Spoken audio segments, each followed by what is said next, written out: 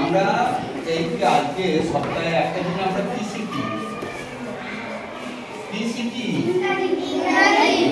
ইংরেজি। এর আগের দিন আমরা কি আলোচনা করছিলাম?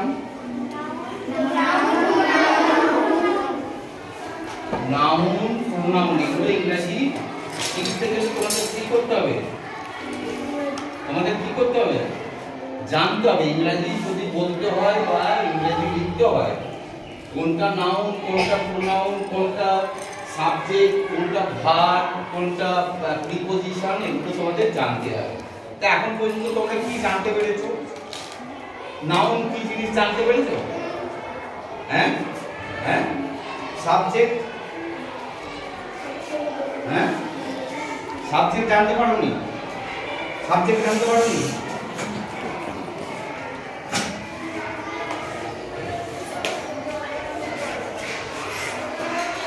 তো এটা কি লেখা আছে? goes to foreign। এখানে এই সেন্টেন্সটার মধ্যে নাউন কে কে আছে? আর কেউ খুঁজে পাচ্ছ? হ্যাঁ, ভেরি গুড। ফরেন দুটোই তো নাম। নাউন কাকে বলে? যে শব্দের মাধ্যমে কোনো কিছুর নাম বোঝায় তাকে আমরা নাউন বলি। তাহলে এই দুটোই কিন্তু আলাদা করে লিখলে এই দুটোই নাউন। কিন্তু এখানে কে সাবজেক্ট আর কে নাউন? সাবজেক্টটা কি? গো সাবজেক্ট, গো হচ্ছে ভার্ব। মানেটা কি হলো? Ram goes to Haren. রাম হরেনের কাছে যায়, টু হরেন। তার মানে কি? রাম হরেনের কাছে যায়। তাহলে কে যায়? তাহলে কে দিয়ে প্রশ্ন করলে যে উত্তর আমরা পাই সেটাই হচ্ছে সেন্টেন্সের মধ্যে সাবজেক্ট। সেটা হতে পারে পার্টস অফ স্পিচ অনুযায়ী, সেটা হতে পারে নাউন, কিন্তু সেন্টেন্সের মধ্যে এইটা হচ্ছে কি? সাবজেক্ট। মনে থাকবে এটা? হ্যাঁ। আর এইটা হলো যে বলছিল, এটা হচ্ছে ভার্ব। ঘটনা দেখো বোর্ডের দিকে। আর এটা কিন্তু সাবজেক্টের মধ্যে কি? নাউন। আর সেন্টেন্সের মধ্যে এটা হচ্ছে অবজেক্ট। কোথায় যায়? এই জন্য কিছু ইংরেজি পড়তে শিখতে হবে, না পড়লে কিন্তু জিনিসগুলো বোঝা যাবে না। এইটুকু যে বললাম, কার বুঝতে অসুবিধা হলো বা কে বুঝতে পেরেছে? Ram goes to Haren. কে তাড়াতাড়ি সময় নষ্ট করলাম না, আমি মাত্র আধ ঘন্টা। Ram goes to Haren. কে বুঝতে পেরেছ? কে বুঝতে পারোনি? উত্তর করতে হবে তো। আমরা তো পার্টস অফ স্পিচ শেখার চেষ্টা করছি। হ্যাঁ, মানে পার্টস অফ স্পিচ কাকে বলে? মানে আমরা কি বাক্য কখন গঠন হয়? বাক্য কাকে বলি? যখন কতগুলি শব্দ একসঙ্গে মিশে একটা মনের ভাব প্রকাশ করে, তাকে আমরা কি বলি? বাক্য বলি। যখন কতগুলি শব্দ একসঙ্গে মিশে একটা মনের ভাব প্রকাশ করে, তাকে আমরা বাক্য বলি। ইংরেজিতে সেটা, তার মানে সেন্টেন্স মানে হচ্ছে বাক্য। এটা কি বলছে? Ram goes to Haren. তার মানে কি হলো? রাম হরেনের কাছে যায়। তাকে মনের ভাব প্রকাশ করছে না করছে না? করছে। তার মানে এটাকে আমরা একটা সেন্টেন্স বলতে পারি। তাহলে সেন্টেন্সের মধ্যে এই যে এই শব্দগুলো রয়েছে, রাম একটা শব্দ, ওয়ার্ড, গো একটা ওয়ার্ড, টু একটা ওয়ার্ড, হরেন একটা ওয়ার্ড, শব্দ। তাহলে এই যে চারটে শব্দ মিলে একটা মনের ভাব প্রকাশ করছে, তার মানে আমরা এটাকে সেন্টেন্স বলতে পারি বা বাক্য বলতে পারি। এইবার বাক্য যখনই হয়ে গেল, তখন এই বাক্যটার মধ্যে সাবজেক্টকে কেন কিভাবে বের করলাম? গোজ, ক্রিয়া, ক্রিয়াটা যে ঘটাচ্ছে। হ্যাঁ, ক্রিয়া গোজ, যায়। কে যায়? উত্তর পেয়ে গেলাম। তার মানে এ নাউন হলো বাক্যে এটা সাবজেক্ট। আর গোজ কোথায় যায়? কোথায় যায়? ফরেনের কাছে যায়। এটা হয়ে গেল সেন্টেন্সের অবজেক্ট। উদ্দেশ্য কি? রামের উদ্দেশ্য কি? যাওয়া। কোথায় যাওয়া? না, ফরেনের কাছে যাওয়া। এই উদ্দেশ্যটা যখনই আমরা জানতে পারছি তখন সেটা হয়ে গেল সেন্টেন্সের অবজেক্ট। বোঝা গেল না বোঝা যায়নি? বুঝি আমাকে বলতে পারবে তোমরা? হ্যাঁ, এটা বোঝা গেল না? গেল না? বলো। হ্যাঁ, আচ্ছা ঠিক আছে। অবজেক্টটা বোঝা যাচ্ছে না, তাই তো? হ্যাঁ, অবজেক্টটা বোঝা গেল না?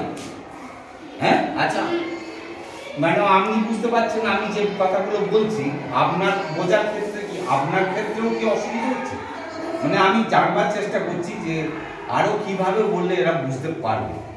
মানে আমি যেটুকু বললাম সেটা কি আপনাদের কাছে পরিষ্কার হচ্ছে? না না, ঠিক। হ্যাঁ, বুঝতে পারছি। আচ্ছা, এইটা গেল একটা সেন্টেন্স। এবার আরেকটা সেন্টেন্স বলো। আমি বলছি এইটা দেখো, I am on the way। এই দেখো, এইটা একটা শব্দ, এইটা একটা শব্দ, এই একটা শব্দ, এই একটা শব্দ, এই একটা শব্দ হয়েছে। এর মানেটা বুঝতে পারছো? I am on the way মানেটা কি হবে? আমি রাস্তার উপর হাঁটছি। আরে না, হাঁটার কথা বলানি, ওয়াক বলা আছে। আমি রাস্তায়। কেউ ফোন করলো, হ্যাঁ, ফোন ধরে বললে তুমি কোথায়? বলে আমি এখন রাস্তায় আছি, বাড়ির পথে। সেটা বলা হচ্ছে না, মানে আমি রাস্তায়। সেই সেন্টেন্সটা করা আছে, I am on the way। তার মানে আমি রাস্তায় আছি। এটা কি একটা মনের ভাব প্রকাশ করছে? আমি রাস্তায় আছি, হ্যাঁ করছে তো। তাহলে যদি মনের ভাব প্রকাশ করে তাহলে এটা একটা সেন্টেন্স বা বাক্য। হ্যাঁ, তাহলে এখানে I am on the way, এখানে কে সাবজেক্ট? সাবজেক্টটা বলো তোমরা। I am go to school। Subject এই সেন্টেন্সটা কি দিয়ে প্রশ্ন করলে? কে রাস্তার উপরে আছে? আমি। কে রাস্তার উপরে? কে দিয়ে প্রশ্ন করলে যেটা উত্তর পাওয়া যাচ্ছে, কে রাস্তার উপরে আছে? আমি রাস্তার উপরে আছি। তাহলে এখানে কি? এটা সাবজেক্ট। কিন্তু এই আইটাকে যদি পার্টস অফ স্পিচে ফেলা হয় তাহলে কি ওটাকে কি বলবো আমরা? নাউন। নাম বোঝালে আইটা কি নাম বোঝাচ্ছে? তাহলে এটা কি বলছে? আই মানে আমি রাম হতে পারি, আবার শ্যামও হতে পারি। তাহলে রাম কিংবা শ্যামের জায়গায় আই হয়েছে। হ্যাঁ, তাহলে আইটা কি হবে? নাউনের পরিবর্তে যে শব্দ ব্যবহার করা হয় তাকে কি বলা হয়? তাহলে বলতে পারছো না কেন? বলবে তো নাউনের পরিবর্তে। সহজ করে আর বোঝাবার তো আমার কাছে আর কিছু বিদ্যে জানা নেই। নাম কোনো কিছু, যে শব্দের দ্বারা কোনো কিছুর নাম প্রকাশ পায় তাকে কি বলা হয়? নাউন। আর নাউনের পরিবর্তে যে শব্দগুলো ব্যবহার করা হয়, যেমন রামের জায়গায় বলতে পারি আই, রামের জায়গায় রামকে বলতে পারি হি। হ্যাঁ, আবার হরেনকে বলতে পারি হি, আবার কি যেন সায়নীকে বলতে পারি সি। হ্যাঁ, সাউনির জায়গায় সি বলতে পারি না? পারি না? পারি। তাহলে এই হি, সি, আই এগুলো কি হবে? না, দেখো বোর্ডের দিকে। প্রোনাউন। তাহলে সেন্টেন্স তৈরি করতে গিয়ে আমরা প্রোনাউনও বের করে ফেলতে পারছি। এখানে একটা তাহলে কি? ভার্ব। আমি কোনো কিছু যে শব্দের দ্বারা কোনো কিছু করা বা হওয়া বোঝায় তাকেই ভার্ব বলা হয়। তাহলে অ্যামটা হচ্ছে ভার্ব আর অনটা কি? বলো অন জানো। অন মানে উপরে। অন মানে উপরে, ঠিক আছে। তাহলে কি এটা পাওয়া যাচ্ছে অন দা ওয়ে, কি জানো তোমরা বলো? On the table. হ্যাঁ, মানেটা on the way, তো। মানে রাস্তায় আছে মানে কি? বলো সব অনটা কি বলো? ইন অন এগুলো কি সব বলো। কি অন প্রিপজিশন বলো না, প্রিপজিশন। হ্যাঁ, তোমাকে সেন্টেন্স তো বলতে বলছি না, এখানে এই সেন্টেন্সটা দেওয়া আছে। হ্যাঁ, এটা তো বলেই নিলে। এটা প্রিপজিশন, এটা হচ্ছে প্রিপজিশন। সব ভুলে গেলে কি করে হবে প্রিপজিশন এগুলো? হ্যাঁ, মনে রাখতে শিখতে হবে আর বাড়িতে অনেক পড়তে হবে, না হলে কিন্তু মনে রাখা খুব কঠিন হয়ে যাবে। অমনি তো বলা আছে যে ইন, অ্যাট, টু, অন এগুলো সবই প্রিপজিশন বলা আছে না, কিন্তু ক্ষেত্র বিশেষে আলাদা আলাদা। আচ্ছা এবার বলো তো যে আছে, আচ্ছা তাহলে কি নাউন বা সাবজেক্টটা পরিষ্কার করলাম, তাই তো? বুঝতে পেরেছো? আচ্ছা, নাউনের পরিবর্তে প্রিপজিশন কি জিনিস সেটা আমি তোমাদের বোঝাবার চেষ্টা করলাম। বুঝতে পেরেছো না পারোনি? প্রিপজিশন, প্রিপজিশন না প্রোনাউন। বলো বুঝতে পেরেছো কোনটা এখানে প্রোনাউন? এটা নাউনের পরিবর্তে যেটা যে শব্দ ব্যবহার করে তাকে প্রোনাউন বলে। এখানে নাম আছে কিছু, তাহলে নামের পরিবর্তে কি বলা আছে? আই। আর এটা নামও হতে পারে, হরেনও হতে পারে, শ্রাবণী হতে পারে, হ্যাঁ, রাজশ্রী হতে পারে, যে কেউ হতে পারে। নামের পরিবর্তে ইউজ হয়েছে, তাহলে এটা কি প্রোনাউন। এগুলো মনে থাকবে, এই মনে রাখবার চেষ্টা করতে হবে, না হলে কিন্তু মুশকিল হয়ে যাবে। আচ্ছা এবার আমি ইজ অন দা বাস, আর হি এর জায়গায় সি লিখে দিচ্ছি। হি, সি ইজ ড্যাশ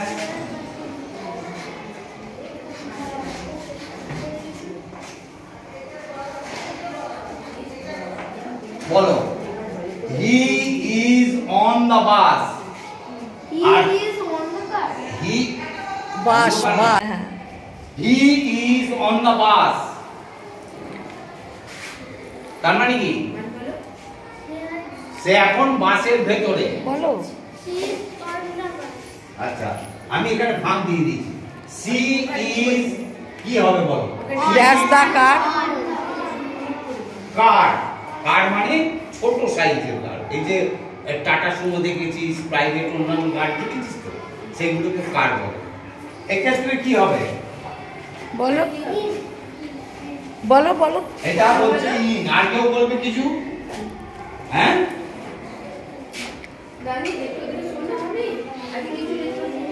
এটা বলছে ইন, ওটার ক্ষেত্রে হলো অন আর এটার ক্ষেত্রে হলো ইন। কেন? দুটোই তো ভেতরে। ও বলছে she is in the car আর he is on the bus. হ্যাঁ, এটা অন হবে। আচ্ছা ও বলছে এটা অন হবে। আচ্ছা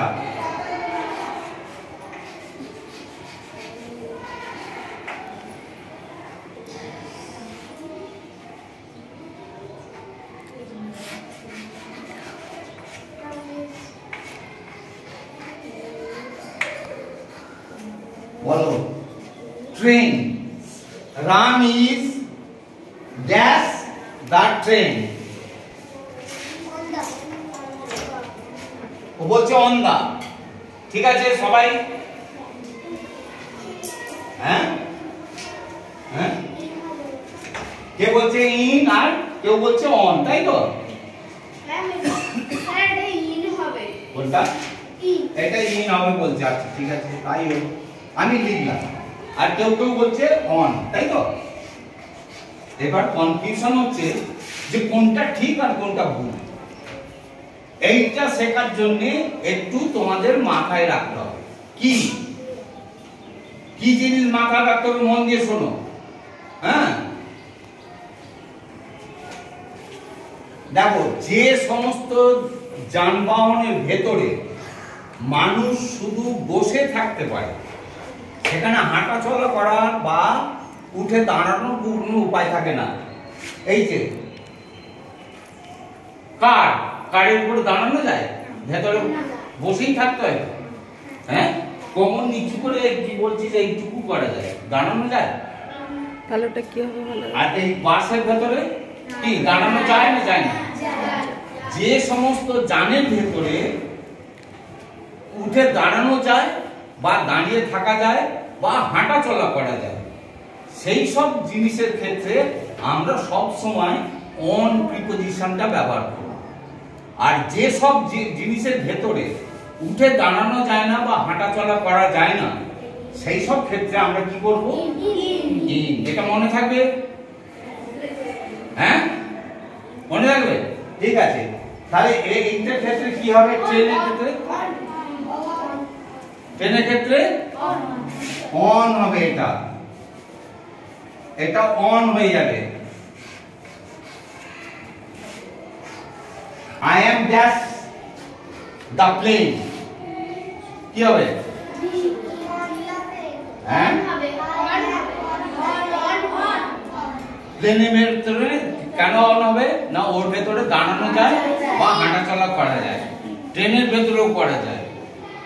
বুঝে গেল? Very good. এইবার বলো, she is dash the seat, কেন? জাহাজের ভেতরেও হাঁটা চলা করা যায়। এইবার ঠিক আছে। সাইনি ইজ dash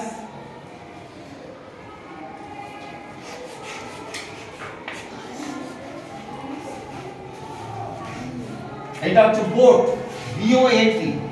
বোট মানে কি? নৌকা। এটা কি হবে?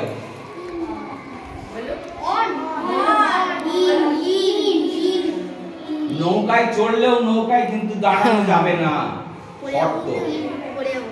হ্যাঁ, ঠিকই বলেছো, জলে পড়ে যাবে। কি হবে? নৌকা ডুবি হয়ে যেতে পারে, সেই জন্য দাঁড়ানো গেলেও ওখানে বসেই থাকতে হবে। সেই জন্য বোটের ক্ষেত্রে হবে ইন, কিন্তু জাহাজের ক্ষেত্রে কি হবে? অন। বোঝা গেল? বোঝাতে পারলাম? তাহলে কি কি শিখে গেলাম? নাউন, সাবজেক্ট সেন্টেন্সের মধ্যে ভার্ব। দেখো এগুলোর মধ্যে ভার্ব কোনগুলো তোমরা বলো দেখে দেখে। বলো, পারবে বলতে, বলো। ইজ and সব কটাই ভার্ব। হ্যাঁ, আচ্ছা বলো তো এর মধ্যে নাউন ফর্ম বা অবজেক্ট কোনগুলো আছে?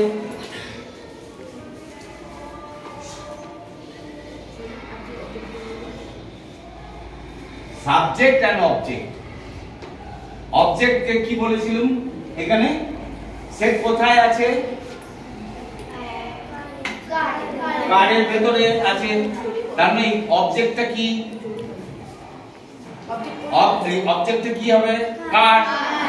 কার আবার যদি আমি বলি এই যে CAR, এটা কোন পার্টস অফ স্পিচের উপরে মধ্যে পড়বে? নাউন। কার নাউন। এখানে এই যে বোর্ড কোন পার্টস অফ স্পিচে পড়বে? যখন সিঙ্গেল ওয়ার্ড বলছি সেটা কি হবে? নাউন। কিন্তু সেন্টেন্সের মধ্যে সে এসে হয়ে যাচ্ছে কি? নাউন থাকছে, কিন্তু সেন্টেন্সের সে কি? অবজেক্ট।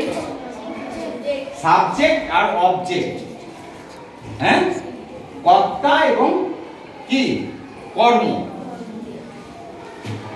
মনে থাকবে এটা? বোঝা গেল না? গেল না? আর বেশি আর না, এটুকুই থাক। হ্যাঁ? এটাই থাক। এইবার পরীক্ষা নেওয়ার জন্য এটা আগের দিন হয়েছে, মনে রাখতে হবে।